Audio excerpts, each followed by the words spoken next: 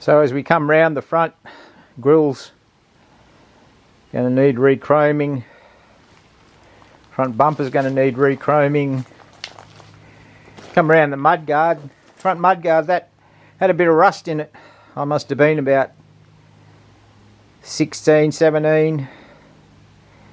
And had a bit of rust in it. Had to get some rust taken out for rego. So I decided I could do it. But back in those days, you couldn't get matching paint. Well, not readily. So I just bought a can of spray paint. Bought some bog. And did my first repair job. Didn't have a clue what I was doing, but paint job's still good. Paint's a bit cracked, a bit crazed.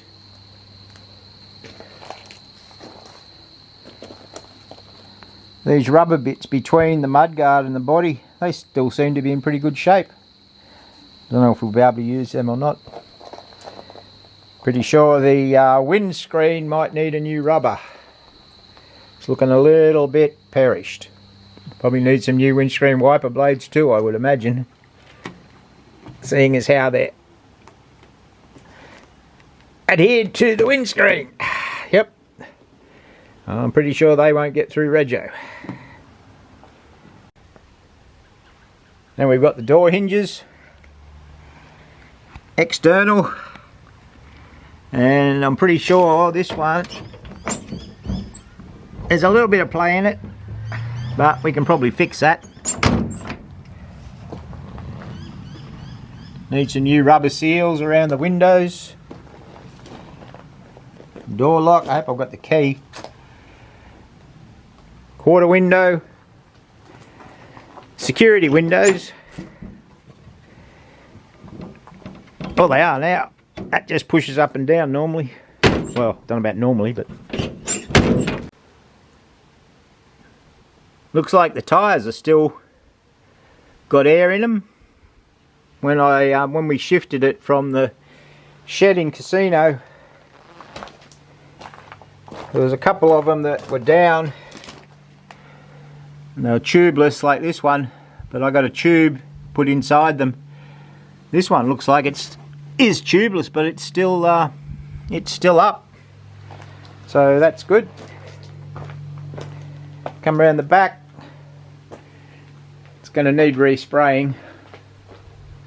The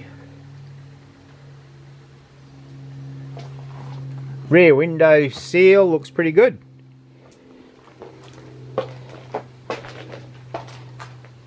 Reflectors and stop tail lights.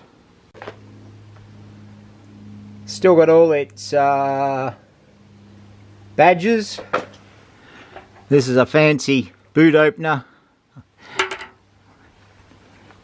And tail light globe. Come around here.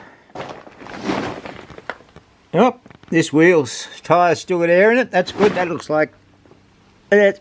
Yeah, you can see they've poked the tube valve through where the old valve used to be. They must have wanted to take the valve out. A bit more rust repair. I don't remember doing that, but and the rego sticker.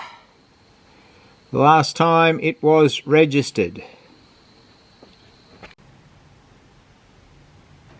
Here we have my fancy attempt at making the doors a little bit more waterproof. I put some foam on the door in the attempt of doing that. See if the quarter window opens. No, I don't want to force it, but here's the window. Security Plus.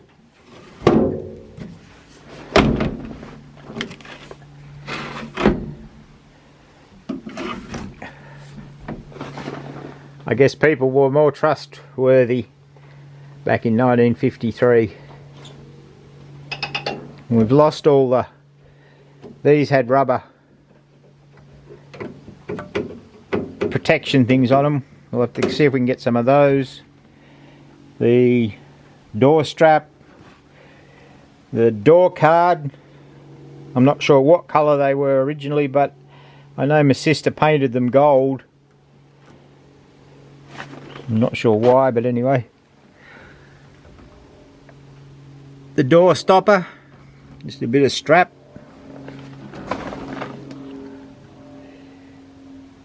Seat. And the little blinkers. They do work. I can't remember what they're called, but they come out, they're a little arm, they've got a little light in them, and they're the blinkers. Back windows are fixed, but there's quarter windows.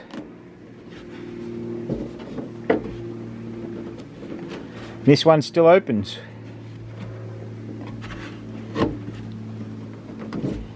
Door card, pull handle,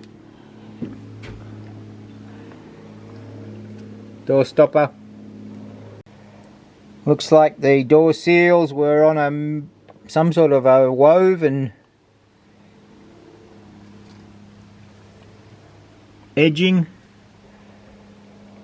I don't know if we'll be able to get that or not, but we'll have to see.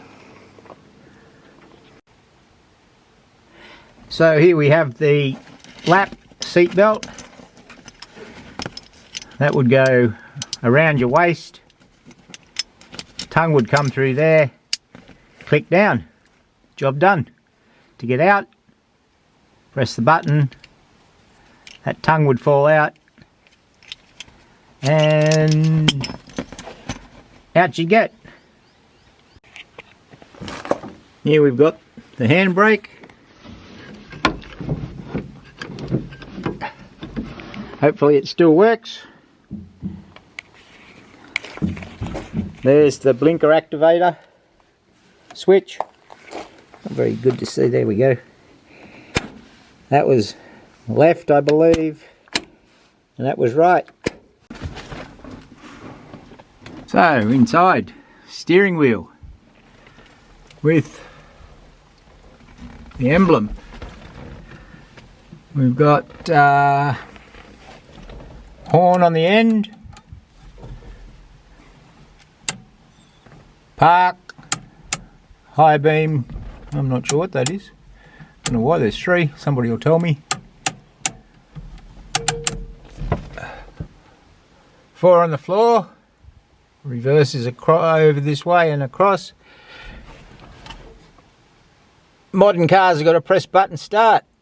This one got a pull start. You pull that and that activates the starter motor. Got a choke. It's not automatic. Used to pull the choke out, pump the pedal a few times, get petrol into the carburetor, and then pull the start. And then we've got lights. There's 2 glove boxes, one in front of the driver, one in front of the passenger, and that lino is left over from when we re-linoed the kitchen. Beautiful carpet. I think that came from when we recarpeted my Nana's bedroom at 87 Hare Street. Pretty atrocious. I got the accelerator, brake in the middle, clutch on the left, and the long throw gear shift. A little bit rubbery, I think, and we've got a switch there that I think can't remember what that was for. Guess we'll find out where the wire goes. Got a fancy wood fibre firewall or shield, shroud. There's the firewall there. It's not very well insulated. There's the head lining. It's some sort of a velour type material. Got a couple of patches at the back, some holes. I'm not sure whether we'll be able to redo that in material. Sarah's a bit of a sewer. We might be able to sew something. It could be some sort of soft canvas. But there you can see the woven door seals.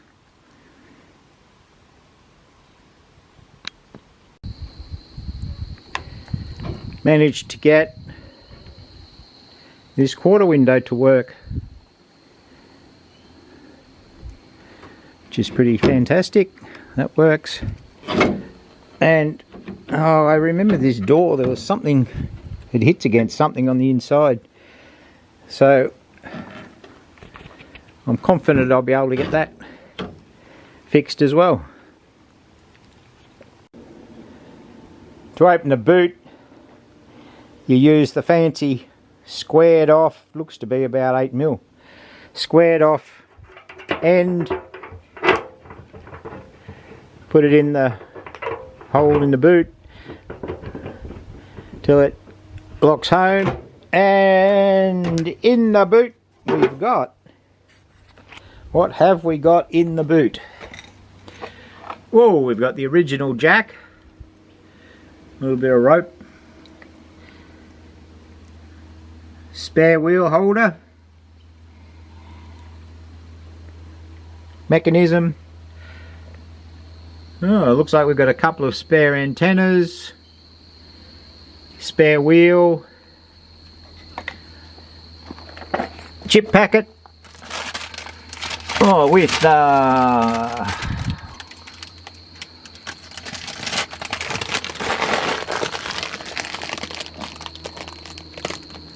some washers and some nuts and bolts. I'm not sure where they're there. Oh yes, and wheel brace come engine crank to crank the engine if it won't start. And if we take it round the front,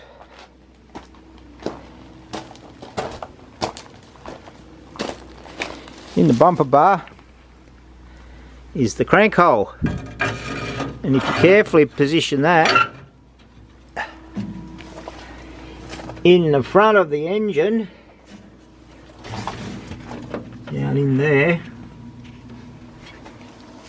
you can actually crank the engine over.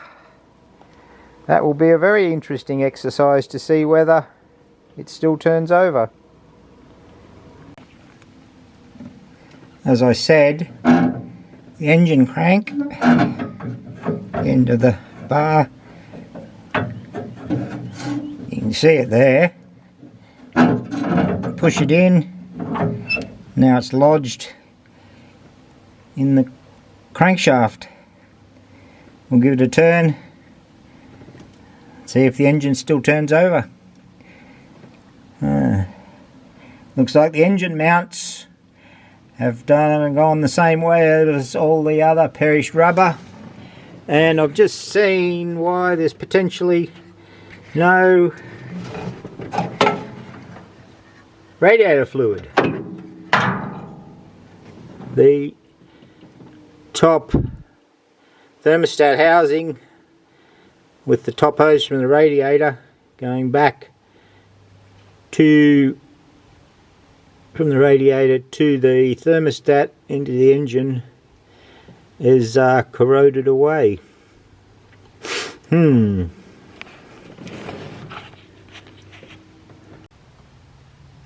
we've got the coil, high tension lead to the distributor. Looks like we might need a new one of those. Down to the distributor, leads coming to the spark plugs, not very well insulated. We've got KLG spark plugs and we've got Champion spark plugs. Champion N8 by the looks of it. Hopefully we can still get those. The dipstick still has oil on it, looks fairly clean. It's a good sign. Starter motor, well actually the generator.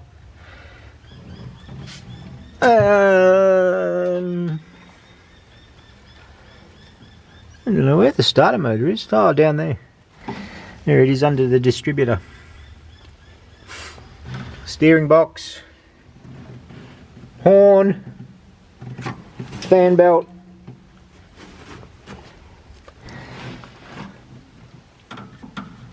A lower radiator. Carburetor under the air filter.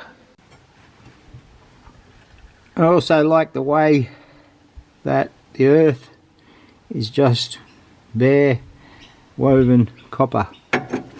So that says supplied by the Queensland Distributors UK and Dominion Motors Brisbane.